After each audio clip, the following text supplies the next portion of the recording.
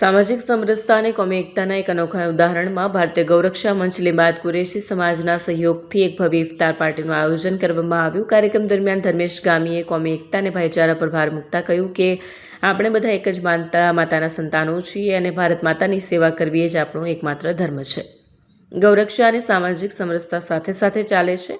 લીંબાયત કુરેશી સમાજના આતિથ્ય અને સહકારથી અમે અત્યંત પ્રભાવિત છીએ। લીંબાયત કુરેશી સમાજના આગેવાનોએ ભારતીય ગૌરક્ષા મંચની આ પહેલનું સ્વાગત કરતા જણાવ્યું હતું કે આ પ્રકારના કાર્યક્રમોથી સમાજમાં ભાઈચારો વધે છે અને એક નવી દિશા મળે છે। ઇફતાર પાર્ટીમાં મોટી સંખ્યામાં બંને સમાજના લોકોએ હાજરી આપી અને રોજા ઇફતાર કરી ખુશી વ્યક્ત કરી।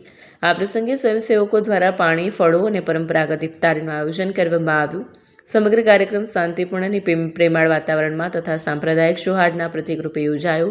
કાર્યક્રમને લઈને વિસ્તારમાં ચર્ચાનો માહોલ જોવા મળી રહ્યો છે અને અન્ય સંગઠનો દ્વારા પણ આ પ્રકારના આયોજનની પ્રશંસા કરવામાં આવી રહી છે। ભારતીય ગૌરક્ષા મંચ તથા કુરેશી સમાજ લીંબાયત દ્વારા આજે 26મા રોજાનો ઇફતાર પાર્ટીનું આયોજન કરવામાં આવ્યું।